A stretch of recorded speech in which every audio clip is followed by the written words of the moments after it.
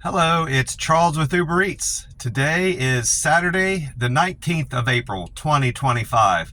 And I am blessed because God gave me the wake-up call this morning, and I got to see another day.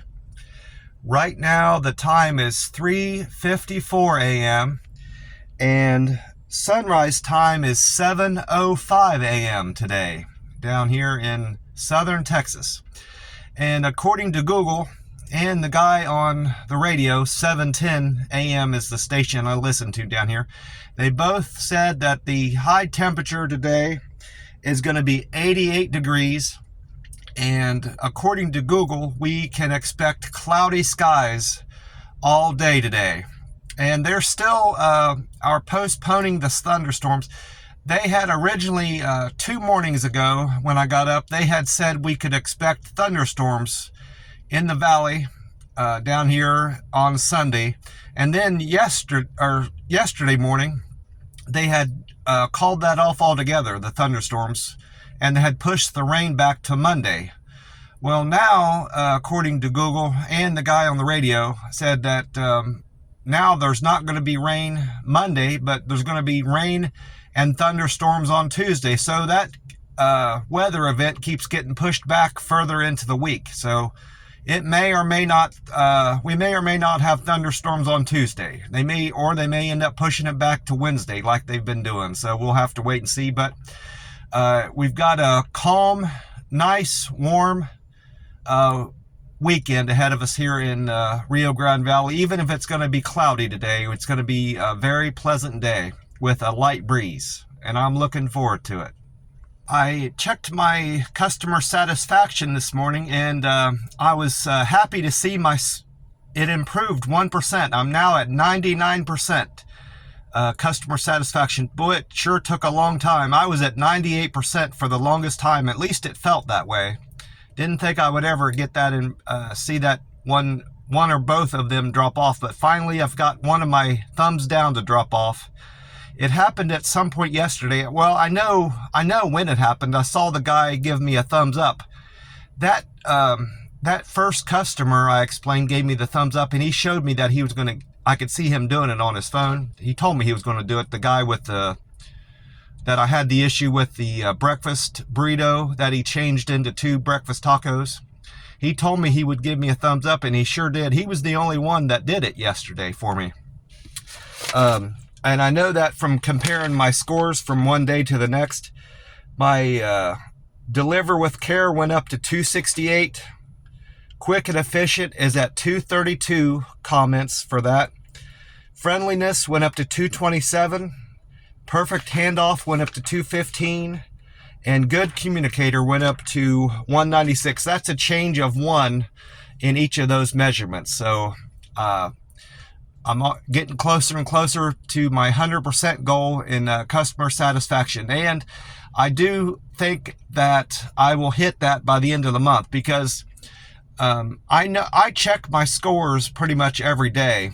And that one thumbs down came in and brought me down to 99. And it wasn't but another couple days in between that one and the next one. So I'm assuming if I keep getting these thumbs up at the rate I'm getting them, that other thumbs down will soon drop off my record, because it only tracks it at 100. It only keeps the record of the last 100 comments that customers make, and whether they give you a thumbs up or thumbs down.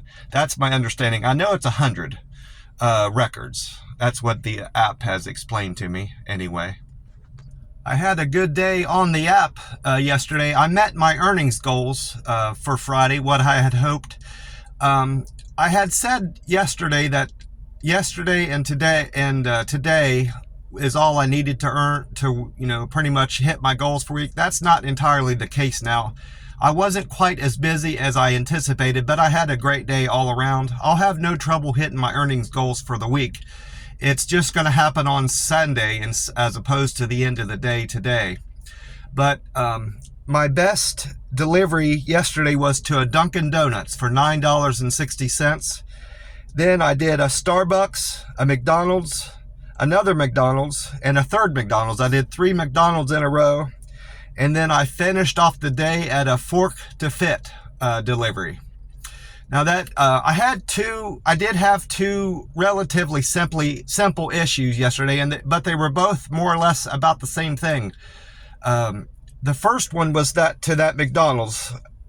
No, it was a Dunkin'. The first delivery was to Dunkin', and I had a pin issue at that customer. At that point, it was still dark. I've been getting started with my deliveries a little bit before sunrise, so I can get maybe an extra delivery in or two before the sun comes up, and I'm still not driving in the dark for too long. Well, like I had said, it was still dark out, and I get up with this to this customer's door, and I knew ahead of time that I was going to need to get their PIN, because I check all that out on the app before I leave the restaurant to see if they have any requests of me of the restaurant before I leave there.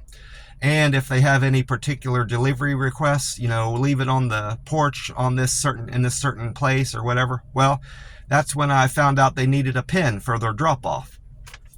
And I get there, and the customer had never communicated back with me. I'm texting them that I'm at the restaurant, waiting on their order to be prepared at the Dunkin', and I'm on my way, and the whole time they're never texting me back. He didn't even say that they had read the message. I can tell on my app if they have at least looked at it, and they hadn't even done that. So I get up to their apartment. It's dark, so I have a flashlight that I use when it's dark out so I can see their apartment building and find out where their door is. I get up there to their door, and I'm still needing the PIN, right? So I text them. I'm at your apartment, such and such, at your building, to make sure they knew I knew where I was at. I've had some customers out in Vegas try to act as if I wasn't even at the right apartment building, and I know I was. And I learned out there that especially if the customer hit their order is requiring a PIN number, I need to be extra diligent in my texting to at least show through to Uber Eats and whoever's running the app that I know where I'm at, and I have proof of where I'm at on my phone, and I document all that on the phone. Well, I did that again with this customer, because it's my understanding that these customers that have had a PIN attached to their account, where you have to get a PIN number from them, those customers have claimed to not receive their order, possibly and most likely fraudulently, where they've actually taken the food and just acted like they never got it. Well, that put me in the frame of mind where this customer's possibly going to try to do that to me, So anyway, I text him. I'm like, I'm dropping off your food just like you wanted. I need the PIN number, please. Still no text back. So I knocked on their door. I tried to call them, and no answer. It went straight to voicemail. And it was it went straight to voicemail. So that told me that they hit a button on their phone sending it to voicemail is what I think happened. So they're awake, and there was a light on in their apartment back in the back. Not near the door, but I could see a light on in the distance in the back of their apartment. So I'm sure they were up, and I could kind of hear somebody moving around in there. So I called them, no answer, and I finally knocked, and still no answer. Well, at that point, the way the app works is when it knows through GPS that you're at the customer's door, and you've called them and text them, it knows all this through the app. And that's when a timer starts. I think it's like 5 or 6 minutes. And it tells you if it's a customer, if it's a situation where you have to have the PIN, it tells you that you can if you're not able to make contact with a customer, you don't need the PIN. And that's what the app said. Just leave it at their door and take a picture of it. The app will prompt you to take a picture of it with the apartment door on it. And that's your proof that you dropped off the order, and you will get paid for it. Well, before all that had even occurred on my phone, I had already done that on my own. I made an attempt to call them, like I said, and I had that record in my phone. So I went back in through my phone outside the app, took a picture of the order, and texted it to them with their name, the name of the restaurant, and their apartment building and apartment number, and my name. I had documented all that. And I keep those records on my phone for more than a month, until I know that I've gotten credit from the app that I completed that delivery. Not just that I was paid, that no claim was put on my name, that order never went through, if that makes sense. So come to think of it, I've got some of those I need to delete off my phone. I've had on there more than a month. But I did all that, and so I've got double documentation that I delivered that order to that customer's door at this point. And then I mentioned there was a second pen issue later in the day. It wasn't as involved as this. This lady, it was a McDonald's order, and I did have a hard time getting them to come to the door initially. It was a pen order, and they don't speak any English. The lady didn't. And the guy spoke a little bit of English. So we had a communication barrier is mostly the problem we were having, is my understanding. But I tried to explain to her initially that I needed a PIN number, and I could tell right away she didn't speak English, just how she was acting with me. So I held my phone up, showing her that I needed to have this PIN number in it. And that's when she figured out what I needed. And she went and turned to her husband. I'm assuming it was her husband. And he came up and said, "We've never had to enter a PIN number." I said, well, maybe I knew I was correct because I had already shown her on the phone I need a PIN number, but I put it to him like this. I said, well, maybe I'm wrong. Let me check. And I backed out of the app, went back in, and I showed him. I went back into the app and I said, see, it's asking me for a PIN number. And he didn't know what the PIN number was. Well, I knew from my experience with the app, a customer had told me, well, it's the last 4 digits of my phone number. Can you just type it in for me? And I'm like, yeah, that's what I have to do. I just didn't know what it was. And that's when I got the idea that for most customers, your PIN number is your last 4 digits of your phone number, which the driver has no access to.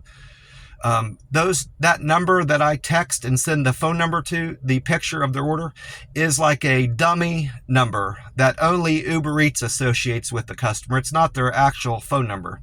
So we got all that straightened out, and I entered their last 4 digits of their phone number and delivered that. But it was just funny to me that the 2 issues I had yesterday were really related, and then the day before, the 2 issues I had were related with the school building. It was just a coincidence, but it's funny how problems like that, kind of like compound and all happen in the same day. Yeah, I know it's just circumstantial, but I still find it interesting. Well, now I need to hit about $60 today and $50 tomorrow, and I'll be good with my earnings for the Uber Eats app. So I don't see any problems with that, assuming I have a fairly busy day today. I may end up having a piece of cake day tomorrow, but no matter what happens today, I'm going to work as long as it takes to hit my earnings goal tomorrow. And so I'll make it. It's just a matter of what day I hit it on. After I was done with my Uber Eats deliveries, it was time, of course, to get on with my plasma draw and breaking my fast, my 40-hour fast at the buffet. After I went to the plasma center, and that guy with the big bushy beard wasn't there yesterday. And in fact, nobody that pretty much I was familiar with, just the one lady I know to avoid, that I don't want to draw my plasma there. And all the rest were all new to me, at least. But so I just picked one. I said, I want that lady right there to do my plasma draw. And she was another great one. I didn't feel the needle go in at all. I always have felt the needle go into my arm at no matter who does my plasma draw, but I didn't feel it this time at all, which is good. So she's definitely another one I'm going to have draw my plasma. The only downside about yesterday was her section was in the section where the TV doesn't work. It's still, I don't know if it's just unplugged or it's broke altogether, but that was the only downfall. I didn't have those trivia questions to look at or to entertain myself, so I just had to watch people go in and out and kind of entertain myself and daydream, off and on throughout my plasma draw, which went quick and uneventful. And I was able to play on my phone a little bit. I'm not good maneuvering my screen with my left hand, but I did the best I could. I read a little bit, a few Reddit posts from other Reddit users about walking and fasting. And I also like their Ask Me a Question section on Reddit. Those are my 3 favorite ones. And sometimes they just have random topics pop up there that I find interesting. But for the most part, those are my 3 favorite topics on Reddit. Walking, fasting, and just Ask Me a Question section. I got excellent results on my pre-plasma draw test. My blood pressure has been not in the dangerous range, but it's been elevated for me. But yesterday, my pulse rate was back down to where I like it. My beats per minute was 56. So I like it anytime my resting heart rate is below 60. So I hit that yesterday. My blood pressure was excellent. It was 117/72. My iron was good. My protein was good. All that was good. And my temperature, they check your temperature. They check your arms, your elbows. I'm not entirely sure why they check that, for what they check that for, but everything checked out, and I had a smooth plasma draw yesterday. It went fast. And then after my plasma draw, they wrapped my arm up real tight. I asked the lady, because wasn't familiar with me. That was my first time with her. I said, Kate, hey, can you wrap my arm a little bit tighter than you normally do? I like that, and it comes with better results for me. It prevents a lot of bruising, any bruising at all. And she was happy to do that for me. Well, once I got out of there, I hadn't done any walking. I didn't have an opportune time or a place to do any extra steps yesterday. And I had committed to hitting 3 miles before I even started the day. I didn't hit 3 miles. I got 2 miles in, up and down that street where the plasma center is and the buffet. I walked all the way down to the overpass and back. That wasn't quite 2 miles. So I passed the plasma center up to the next light and back, and that got me closer to 2 miles. I kind of just did a couple laps in the parking lot until I hit 2 miles. So now I'm at 103 miles walked towards my 1,000 miles walked for the whole year. That was one of my resolutions for 2025. So I'm on my way. I had to take a drink of my Monster energy drink. I got dry. I'm still drinking these Monster Rehab tea and lemonade. I'm hooked on them now, and they're not, the ingredients in these aren't a whole lot different from the regular Monster drinks, but they're low calorie, just like the Zero Ultras I've been drinking, and they're better for hydration. They've got stuff added to them, antioxidants and enzymes and stuff that'll help your digestion, and it'll rehydrate you better than the regular Monster drinks. I know water is better for me, and I'm still working on hitting my water drinking goal for every day, which I'm close to it. I'm better at it on days I'm breaking my fast, of course, because I'm already at the buffet getting water in that day and through my food. But my days off, I struggle with getting enough water in, and I know that's something I need to work on, and I am. After my walk, I went on to the buffet, and I had an excellent meal at the buffet. Stuffed myself, if I'm being honest. I got probably ate 4 or 5 slices of pizza. I had 2 corn on the cob. I ate a lot of rice this time around. That wasn't my intention. I've been trying to cut back. I always have rice and lo mein noodles whenever I'm there, but I really loaded up on the carbs yesterday. I ate a lot of rice and probably about half as much lo mein as rice. I'm not a big fan of their noodles, but I got a lot of that in nonetheless. I ate some golden fish, probably the equivalent of a big fillet of golden fish, because I had 2 halves, and that they have kind of like a fish sauce in there. I put extra of that on my fish. Then I had 2 or 3 of those Chinese donuts. I guess they're technically cornbread, but they've got sugar on them. I had 3 skewers of teriyaki chicken. I had the breaded chicken, which is the sweet and sour chicken without the sauce on it. I had a big pile of broccoli and chicken, a big pile of string beans, coconut chicken. I had the General Tso's chicken. I had regular shrimp with the mixed vegetables in there, and then I had fried shrimp. Then that was probably about 2 or 3 plates of that stuff, and then I went on to the fruit bar where I loaded up on watermelon, oranges. I had some pineapple this time, which was different. I normally don't have their pineapple.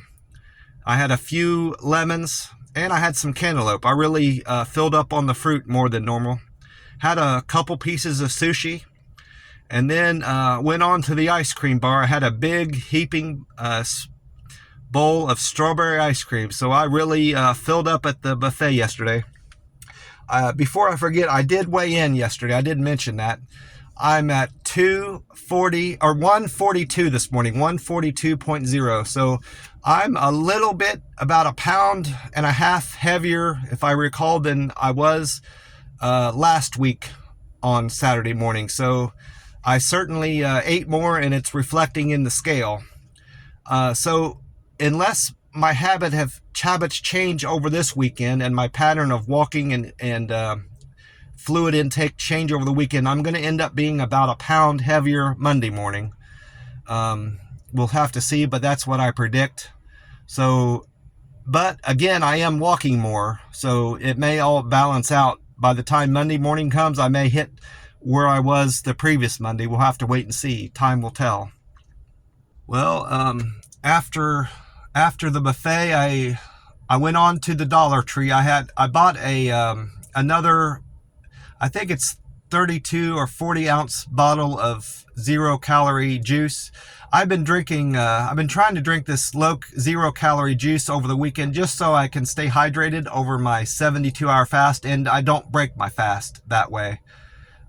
Drinking that stuff is just like drinking coffee in terms of calories, and it's not purely, I know what I'm doing is not purely a water fast. It's just a 72-hour fast. But according to Sten Ekberg and Jason Fung, both doctors on YouTube that speak on fasting, if you keep your calories to the equivalent of drinking a coffee, it's still not breaking your fast. So I'm still considering these 72-hour fast and 48-hour fast pure that I'm doing.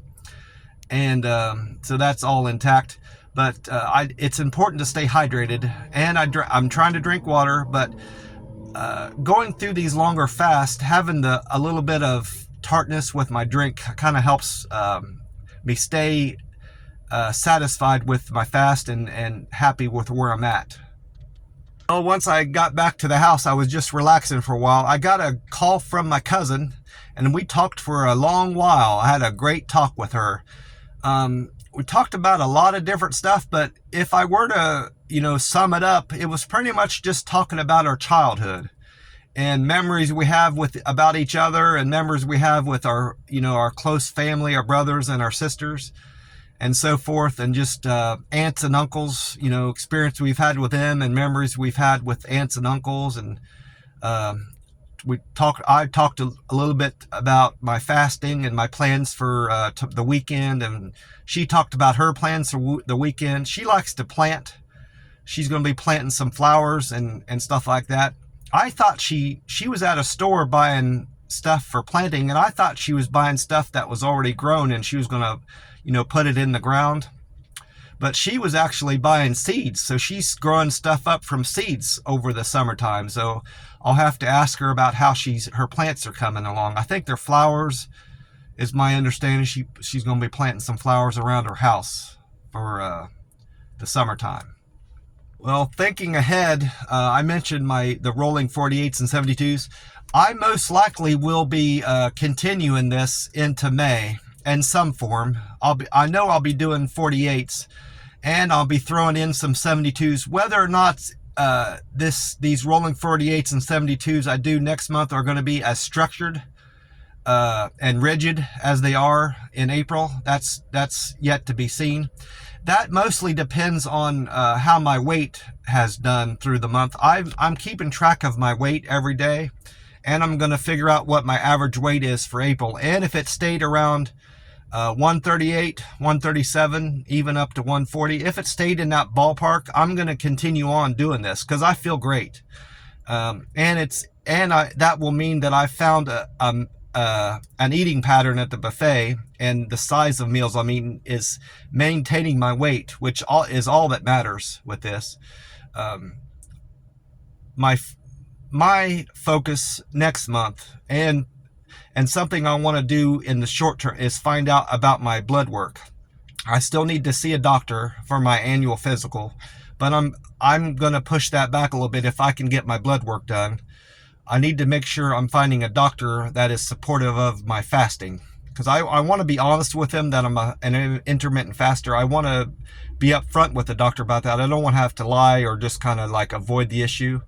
But if I can get my blood work and find out what that is outside of the doctor's involvement, I'm fine with that, because I know enough. I've studied enough on blood work and how lipid panels are and what good lipid panel results are, and blood and fasted glucose levels are, what they should be, and your liver enzymes and your kidney functions. I know how to interpret all those results on blood work, and I can do that all on my own at this point. So, and I'm going to compare and contrast those results from last year's results and see if I've improved, gotten worse, or stayed the same in terms of blood work.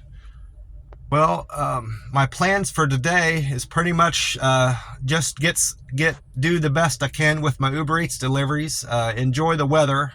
Even if it's not sunny today, I'm going to enjoy the weather. It's supposed to be cloudy all day today.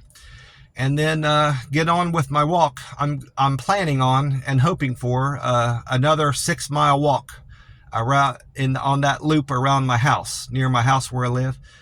And that will put, if I do 6 miles out, will put me at 109. And then if I get another 6 miles in tomorrow, that'll be 115 for the weekend. And that'll be great results for my walking. And I'll be well on track for my to hit my goals for the end of the month and the end of May. My hope is to be close to 400 miles or at 400 miles by the end of June. And then that way I can just walk 100 miles all the rest of the year, July through the end of December, each of those months, walk 100 miles, and I'll hit 1,000 miles that way is my plan. Well, I'm going to get off here. I want to wish you all a great day, and I hope you have a great weekend. God bless you all, and I will talk to you soon.